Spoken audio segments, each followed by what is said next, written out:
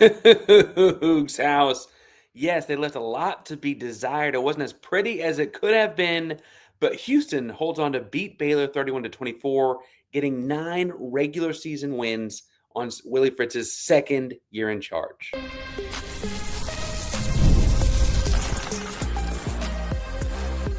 You are Locked On Cougs, your daily podcast on the Houston Cougars, part of the Locked On Podcast Network, your team every day.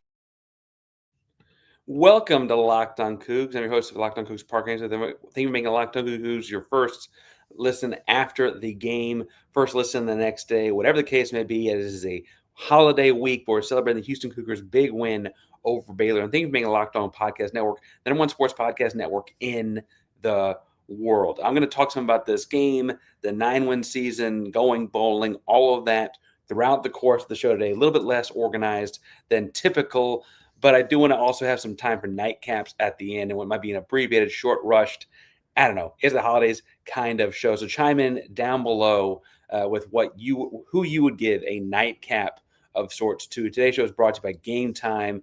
Best place to get in the action in person, wherever you're trying to get into it. And we'll talk about bowl games and what that could be, I'm sure, throughout the week, this week as well. But Houston beats Baylor 31-24. Conner Weigman, I think, didn't do it very flashily. That's got to be a word, right? Flashily, to say the least. But I will say he had 200 yards through the air, 120 on the ground. And anytime a quarterback accounts for over 300 yards in offense, I think that's usually considered a pretty strong day. Now, he did have a pick in this one that was not pretty.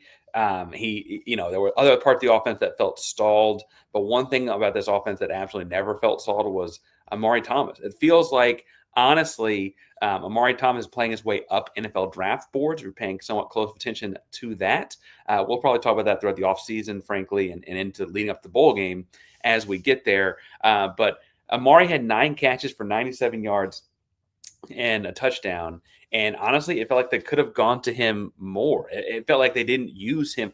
He had 9 catches to lead the team, 9 catches on 21 total team receptions. And so it was like, I still probably think I could have gone to Amare Thomas more. Now, Tanner Koziel had some crucial, short yardage catches, kind of check downy kind of things. He had one crucial, frankly, Koziel did have a crucial pass interference draw of sorts in the end zone.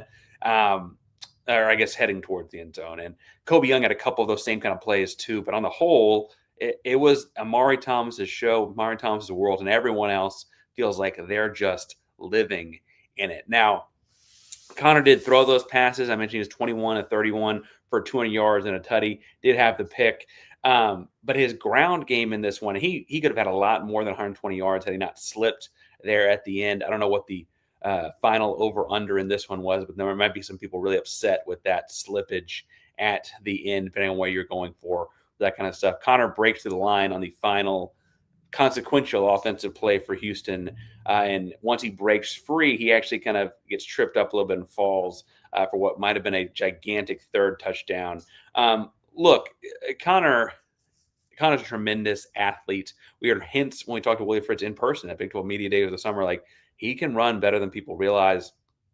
And that seemed to be what they put on display throughout the season. And certainly today with 22 carries. Now, Dean Connors had 14 tough carries and a touchdown. His touchdown is traditional, I formation over the left guard, fullback in front of you, and all of that. I want to give some credit, though, to a running back that's shooting up everyone's favorites list, and that is DJ Butler. Just 10 carries, 53 yards. He also had a catch for 12 yards. That dude runs so hard for a guy that is not a giant, for a guy that is an underclassman, stepping up in a way that he probably, if you'd asked him in July, didn't know if he'd get to see the field at all this season, because ahead of him he had Rashawn Sanford, Jermaine Burnett, Dean Connor, Stacey Sneed, and fought his way through all that. Guys in front of him got hurt, and he took his chance and ran with it. DJ Butler, have yourself a day. Didn't get in the end zone, but certainly felt like he had an impact on this game running the football. I want to especially applaud. There was one series where he got a left side handoff. I don't know if they're going to call it a gap scheme, what they're going to call it on their official charting, but he gets off the left tackle, gets up and gets plastered like a real ribcage shot. gets up, and the very next play is him catching a swing pass and doing the exact same thing all over again. Like, that is an impressive amount of resolve for a young guy. So shout out to him on the offensive side of things. Defensively, I think it's worth pointing out that Kentrell Webb had the stats, right? 10 total tackles, 10 solo tackles. That's impressive to see. I also would point out, like, Brandon Mack had a gigantic play on what felt like it was about to be a big-time stop before Baylor tied it up. Carlos Allen fought through double teams. You had who had the sack? Brandon Mack had the sack. Big time plays. I thought Latrell McCutcheon, and now there were, obviously it was not every single play, but he made some gigantic plays in this back half of the defense, including obviously the pass breakup there near the end. He also, I think, kind of got hosed on one call. They called him for PI when it looked like the offense player was kind of using him to, like, pogo stick up into the air. So not so great there. But that's the way that one goes. I think, though, across the board, though, we're already getting into the hat tip situation. So I want to move on into the next part of what I want to talk about, and that is looking at, a 9-win season for Willie Fritz. And we'll have more context as far as where that is in the conference and what bowl that means they could be in and all of that as things unfold, right? Because there will be how many teams get into the playoffs and that whole story and all those things as well. But I think that 9 wins in Willie Fritz's second year is, look, as good as anyone could have hoped for or asked. Yes, they had some friendly bounces in the schedule this year, sure, but you've seen other teams fumble that when it comes their way. Houston is a 9-win program in Willie Fritz's second year with the best recruiting class in school history coming in next season. And I can't confirm things, but I'm hearing some good news about what could come in the coming days to add to that class. You have to imagine there's a number of transfers that are going to come home as well when the portal opens up, as there were last year, to come play for a growing program, a program that's becoming a winner. And so I think that is all things moving in the right direction. Now, I don't want to act like the offense didn't scare me in parts of this game and stall out in moments where, like, they could have put the game away, put their foot in the throat, and really cranked this thing down. There were moments where, like, hey, a long drive here might ice it and they go 3 and out, or hey, a touchdown here might ice it and they have to kick a field goal, or things like that. That is still going to be a hamper for this program until they grow out of it. And I don't know if that's a Nagel and trust thing. There were moments that today where, like, he ran orbit motion for reverses and sweeps and fakes that I did not see coming.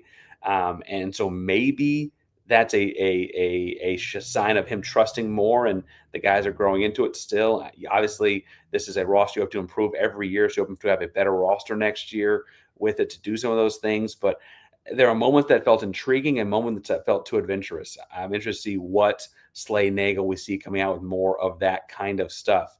People text me, ask me for answers, like, why the offense stalling out? And the answer is just execution. Like, they run quarterback power with a read play on it, and it works one time and it doesn't work the next. It's not that the defense did anything spectacularly better the second time. Houston just didn't execute, didn't win their blocks. They practiced do all that kind of crap. And I think that's when you got to continue to rely on building a roster of guys that win their reps more often than not. Stats here points out it'd be great for Houston to get a bowl as far away from Houston as possible to keep up that road win record. Houston is undefeated in whites on the road this season, for what it's worth. That's another credit to Willie Fritz and the gang. 9 wins on the second year. I have a rebuild. I'll take it. Can't wait for the bowl game. Any future recruiting updates, we'll bring them to you as soon as we get them, buddy. And something about Weigman's pick was entirely his fault. There was a missed defensive PI call after looking at it again.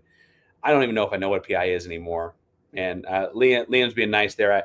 Referees were kind of all over the place on those today. Look, we're going to get here pretty quickly. We mentioned some guys want to give a nightcap to Tanner Kozio for the big kind of actions early on. Conner Weigman, DJ Butler, all those guys getting tips of the cap. Brandon Mack, Kentrell Webb getting tips of the cap as well. I love Carlos Allen. Go to war with Carlos Allen. I thought Will James played good on all but about one play of today. Got beat over the top on that play. The rest of the game is pretty solid. I would say same thing about Latrell McCutcheon. Played a pretty strong game today. And a final big old tip of the cap to Amare Thomas. Player of the game, MVP of the game. Really, really big time plays today when Houston needed it most. I love when he caught the swing in traffic and kind of was guiding things out in front of him. I love when he caught it and took a blast and got up, said, "I want the ball back again." Like he's calling for the ball after taking shots to the rib cage. Impressive. We got a lot of stuff to break down this team and season. I do, though, want to give the rest of the day in terms of college football a chance to see some people chiming in saying they want to know more about bowl games and stuff like that. We're going to know so much more in the next 24 hours. I kind of want to let things get to that point. I'm excited about it. I'm hoping you are too. Houston wins 31-24 in what ought to be a rivalry game. Tell your friends, tell your family. In the Big 12 edition of the Baylor-Houston rivalry, Houston is 2-1 in football. See if that stirs something up, because I think that ought to be a big deal. So we'll be breaking that down and more of a Locked on Cougs later this week. So hit subscribe and hit the bell so you know when stuff goes live. Locked on Cougs is primarily Locked on Podcast Network, the number one sports podcast network in the world. And it means your team every day. Go Cougs.